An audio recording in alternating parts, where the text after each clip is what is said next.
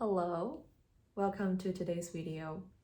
Today I want to give you a overall view of what the 3D world is from the 5D perspective. What our soul came here to do, what they knew before they came here, why they came here, what will be some really great support that soul can have from their parents along this journey of navigating this 3D experience. Alrighty? Good topic, big topic, juicy topic. This is something that I feel really deeply and passionately about because I'm a mom to two young children, because I have gathered, from the past 10 years of vast spiritual knowledge, of healing, of inner child work, parts work, from human design to Jinki, astrology, from energy work. And now I've spent the past 2 years of intensely applying all this knowledge into relationships and specifically into the parent and child relationship. And that has drastically shifted my motherhood. That has drastically enhanced my relationship and connection with my children. And I have never been happier in my life. So here we go. Let's talk about, from the universal perspective, what this 3D physical reality is about, okay? So from 5D, at least this is my experience when feel like I have tapped into 5D. From this 5D perspective, there is no separation. That's the number one thing, right? It's oneness, no separation. What's that mean? Is everything is instantly manifested. So if you ask a question, before you even finish your question, that answer has been delivered. If you want to go somewhere, the thought of it will instantly transfer you from here to there. There's no space, there's no time, there's no cause and an effect. Everything is instant manifestation. And because 5D contains the past and the future, it contains all there is. So if there's just one pot soup, this is the ultimate one pot meal that you can ever think of. From there, 3D looks really juicy. It looks really magical and exciting. Why? Because you get to enjoy this thing called process. This thing does not exist in 5D because there's no time. Everything is instant, right? Remember? Yeah. So 3D is you have this process, the process of growing up, the process of falling in love, the process of being pregnant and bring this child into earth, the process of planning a trip, go on a trip, experience a trip. This whole journey is where the juice is at. I know, from like a 3D person's view, where like, give me the result already. Let me hop to the end result immediately. Let me manifest from the end result. That works, but the juice really is where the process is. While you see life unfold, while you see all these factors coming into conspire at your own desire, that is really exciting, So that is really exciting. Another thing that's really exciting is being a human. Being a human is very exciting because so back up a little bit. 5D always oneness. 3D is this entire reality is based on separation. Now, I know, especially in the spiritual world, we give separation such a bad rap, right? You are not separated from the divine. You are not separate. But the entire 3D reality is based on separation, limitation. And that is how I am different than this camera in front of me. I am not the same with the bookshelf behind me. We are separated. Because of that is born ego. This is me, that's the bookshelf, here's the window. Ego is individualized identification because of the separation, right? Now, because of its separation, why I really used to give separation a bad rap too. Because that's everything that I can blame to. Well, it's only because, if I'm with God, then I won't have all these problems and struggles. But the fact, and I used to also really resist lower frequency emotions, denser frequency emotions. That guilt and shame is someplace that I definitely don't want to go to. But the fact that we came here to the 3D from 5D is literally descending. It's literally we chose to come here to this denser frequency reality from 5D. We literally chose to come here to experience this separation while we were in oneness. Now, why did we choose to come here in this world of separation and division? And we can even amplify from there, from chaos to violence. Why did we choose to come here? My guides told me, and of course this is my stream of consciousness resonance on this subject is this: because you won't know what's it like to be reunited if you have never been apart. Because you won't know what's it like to find your soul person if you have never lived a day without him. That falling in love, that reunite, that is really beautiful. So in oneness, everything is there, yes, and it's great.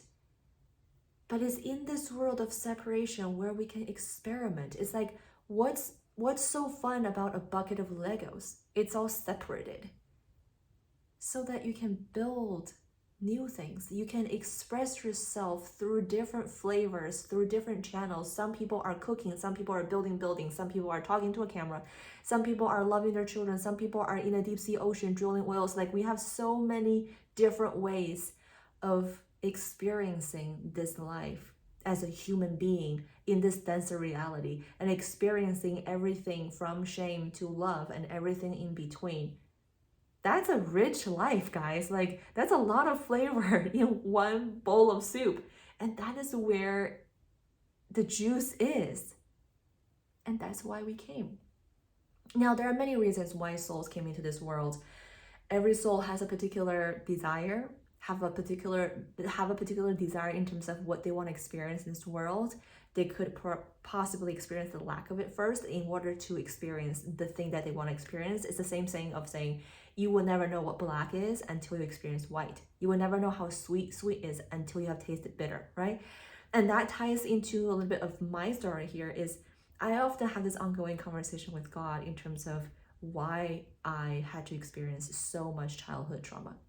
Like the stuff that happened to me is the mildest version comparing to the stuff that happens to all the kids in Asia, yeah, right? Like, it's very typical that, you know, you have to be extremely obedient in your family. If you step out of your line, you will be met with physical violence. It's a very typical thing. Why it hit me so hard? I always wonder. Because I would talk to my friends, they're like, you know, that's just what they do. Parents just do that. They just do that. It's just what it is. And then now I realized the fact that I am being really deeply impacted by the childhood abuse that I've experienced. I think it's because I don't ever want any child to experience that ever again. I don't ever want any child to feel what I felt. And because of that, that gives the rise for me to do what I'm doing now, which is to take such accountability and responsibility on my frequency, on my inner state as a parent before I have any interaction with my children. Because I've seen what's it like to receive irresponsible parenting. And I vow to never do that again. So that's why what I'm doing is because of that trauma, right? Every trauma has a purpose. I know it is so dark and twisted, I know. But it's also so beautiful. I think it is. Because we all have a message to share. We all have a desire. So, but if I sum it all up, all the souls, new souls that choose to come here into this 3D reality is for one purpose and one purpose only, and that is expansion. Expansion means new things, okay? We have our territory, now we want to expand it. We knew how to make music, now we want to expand new ways. We had these cell phones that work, now we want to make new cell phones.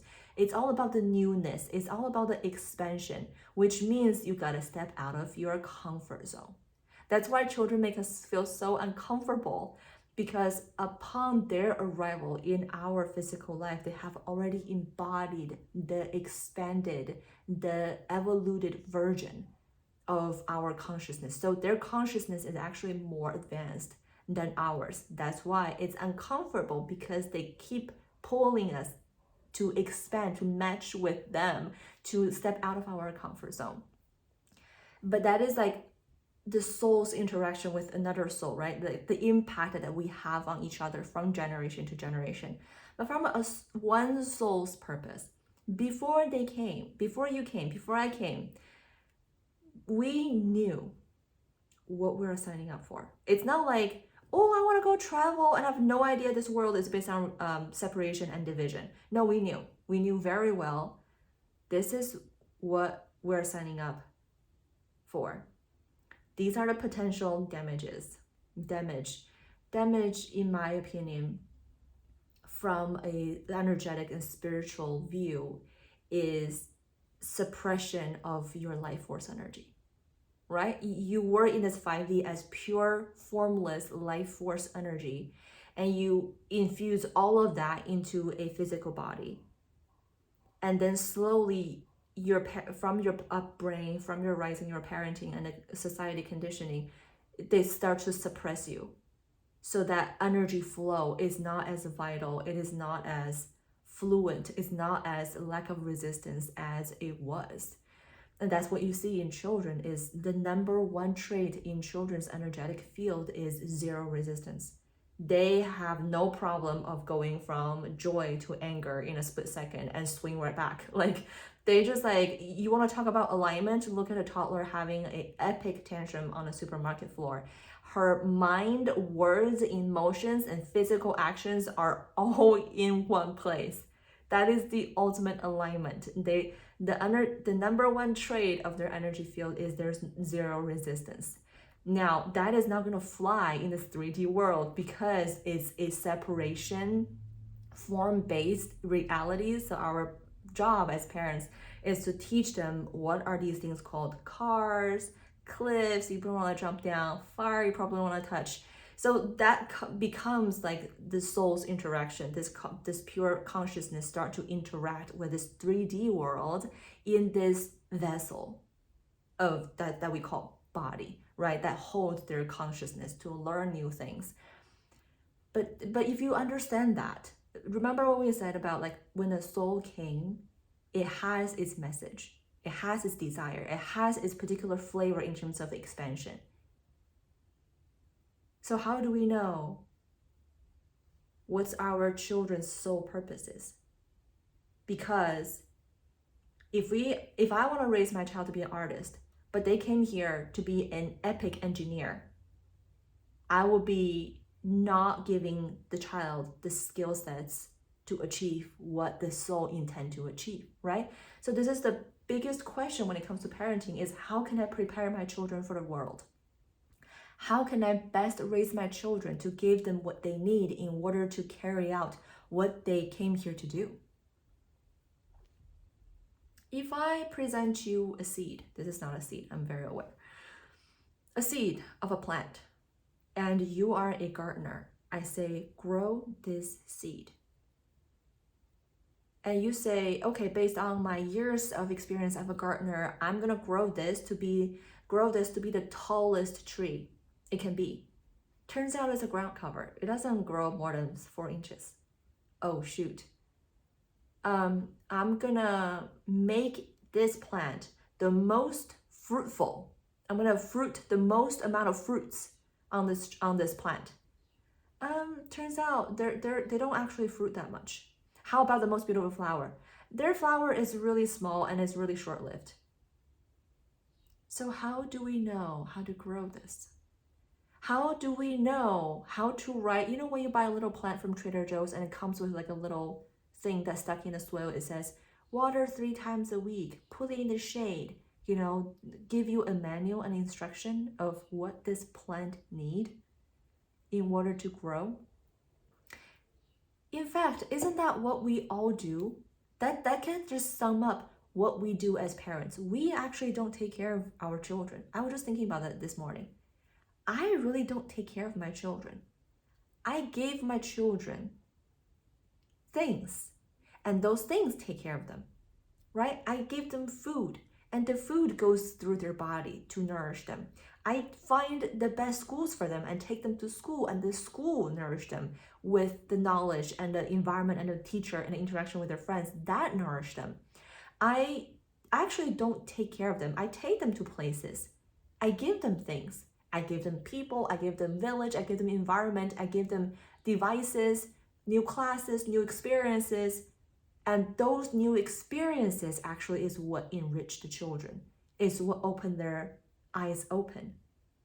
So the key question that we should ask ourselves as a parent is, what can I give to our children so that they are the most cared for, enriched, nourished, challenged, expanded, excited by this thing that I gave them, right?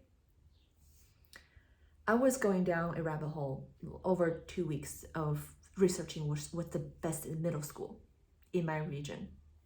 Born and raised in China, I'm very aware of the academic competitiveness in this zone, I know. So I got sucked into that, and I had some options. I'm like, okay, this school really like emphasis on art. So if my child learns how to play piano, maybe he can get in this way.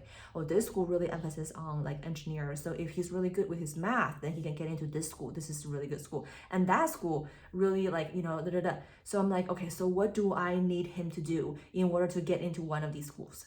Okay, so maybe he has to learn piano. Maybe he needs to learn to sing. Maybe he needs to learn to draw. Maybe he needs to, this is where we get stuck on, right? We get stuck on what skills that we need to cultivate in order to prepare our children for a bright future. And it's all for their benefit, right? We're all doing this for them. There's some truth in that, and that's why I laugh about it, because there is also some ego in that too from the parent, absolutely. But I was laying in bed with my son the other night, well, in this research, and he was just going on and on and on. He's 7, by the way. He's going on and on and on about Sonic, like this supersonic, hypersonic, sonic, blue sonic, and golden sonic, and all these things. And I'm just like, okay. It doesn't make sense to me. I don't care. I just want to see what's in his head, right? We're in bed, light is down. In that moment, my question was answered. And I heard a voice and it said, this, what you're doing with him right now, listening to him, this is what he needs now. And what he needs tomorrow will be revealed to you tomorrow by him. Because he will ask you to do things. Mommy, let's go jump on the trampoline. Mommy, let's go play video game together. Let's go have ice cream. Let's go do this. Let's go do that. Your attunement to your children, your attention, paying attention to them in order to sense where they are, what their body needs, what their mind needs, what their emotional needs, because you're sensing into their energetic field, and then act accordingly to all the data that you have gathered from that attunement, and to respond from that place, is how to raise kids. Across age, across gender, across any economical needs or any academic performances, that is what you need. So back to this question of like, if I give you a magical seed, how are you gonna grow it? How much water you know to give it? How is it? Does it like sun? Does it like shade? Does it need fertilizers? Does it like packed soil or loose soil? I majored in landscape architecture in college, so I talk to plants a lot. It's because you gotta attune to what the seed need. Because why? The seed contains the intelligence of growing into what it came here to do, okay? Not you, not me told a acorn to grow into an oak tree. Okay, you're gonna grow an oak tree and not a rose bush. We don't do that. The seeds know. But it needs the right environment for it to blossom, for it to unleash its most potential, for it to materialize and actualize its sole purpose on earth. So you and I are cultivating that environment. We don't get to say what kind of seeds we get. We don't get to choose that. The kids, they come as they are. Their purpose, their mission, it remains mysterious to you and me, and possibly to them too. But here's the thing, only they can crack that mystery. Only they know what their heart pulls them to. Only they know what will motivate them, what is their passion, what will be something that they want to dedicate the rest of their life to, if we're talking about career choice here, right? Only they know who is their soulmate, who resonate with them the most. We can definitely help in terms of giving our point of view once asked, and to share with them our analysis based on our experiences, based on our attunement. But it's ultimately, it's their path. Only they know what kind of plant that they came here to blossom into. And my job as a mom is to practice that deep attunement to them before they can speak, to attune to them where they are at. After they can speak, is to practice deep listening, is to listen to them. Now, are we gonna let our kids just take over the show, take our car out for a spin, and give them our bank account and credit cards? No, because unconditional love alone is not alone. Unconditional love alone is not enough. What do I mean by that? Let's define unconditional love first. Unconditional love is your love will hover over them. This is the kid, this is the love. Your love will hover over them no matter where they go. They can visit sadness and fear and shame and guilt, and your love is still there. They can go visit blissful acceptance and passion and joy in life, your love is still there. It's just like, I'm always besides you. The love is there.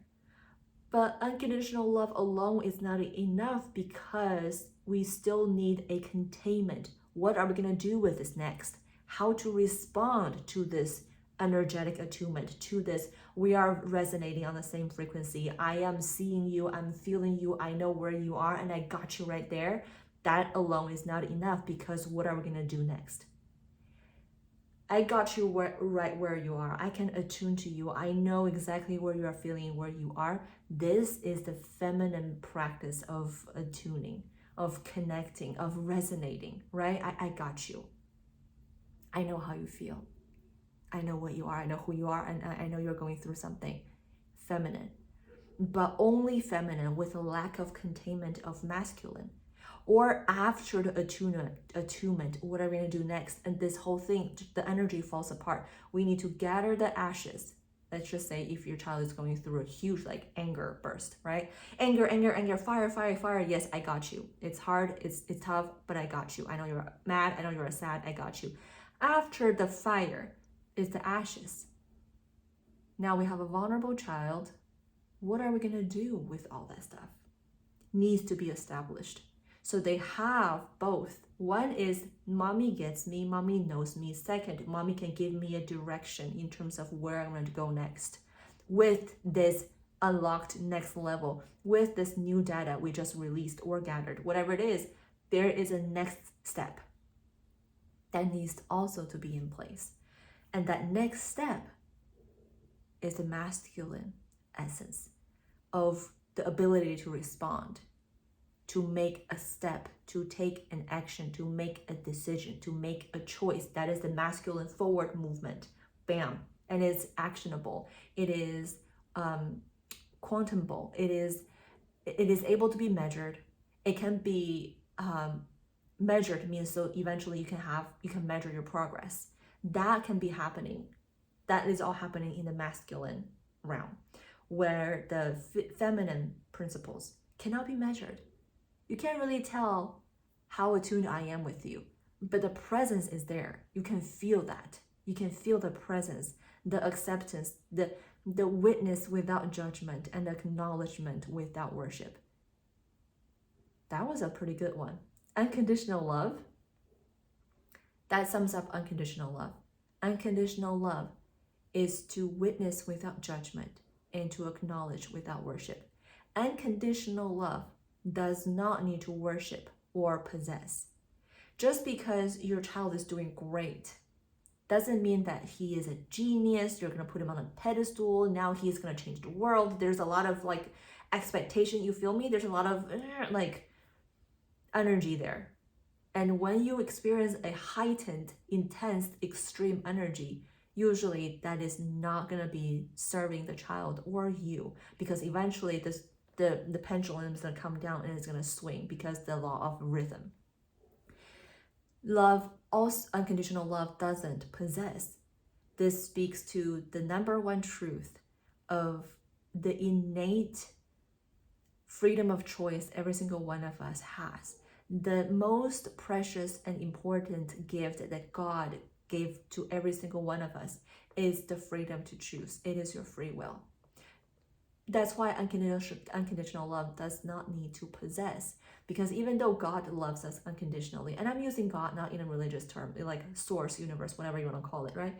The source loves us unconditionally, but source doesn't tell us what to do. Source doesn't need to possess us. You know who possess you? Evil. That's a different topic for another day. Same for a parent and child. Just because I love my children doesn't mean I'm going to possess them. I'm going to contain them. There's the positive ownership, which is the masculine essence, that I'm going to draw boundaries, and there are certain lines you are absolutely not going to cross over. And I'm going to explain to you why you're not going to cross over, but I don't possess you. At the end of the day, you make your choice. I will illuminate all the options and all the consequences that comes with each different options. You choose. Choice is what contains power. If you want to be a good parent, teach your children how to make good choices, conscious choices. What is a good choice? A good choice is to get something that you want and to avoid something you don't want. That's a good choice. But we have to allow our kids to make those choices in order to practice making good choices. We have to give our children the opportunity to practice their critical thinking skills in order to sharpen and master their critical thinking skills. But that makes parenting really messy, right? Allowing our kids to choose. That makes it really messy.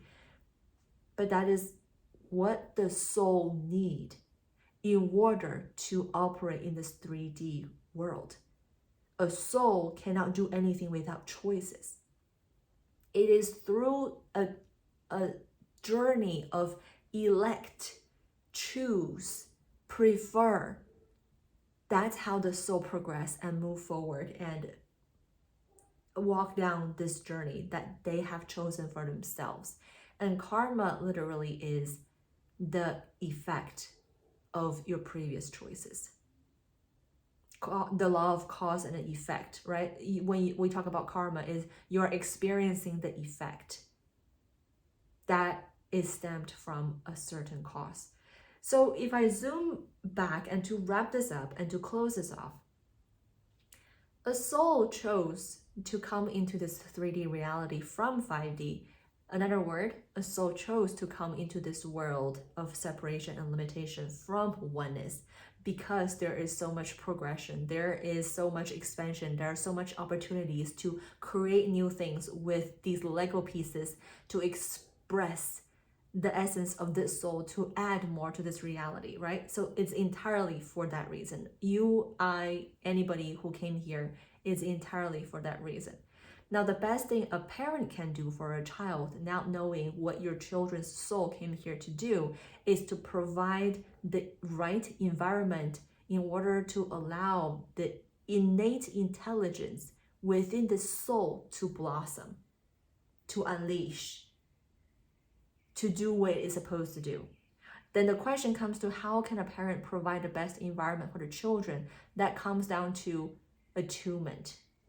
Number one, you gotta attune to your child where they are, what they need.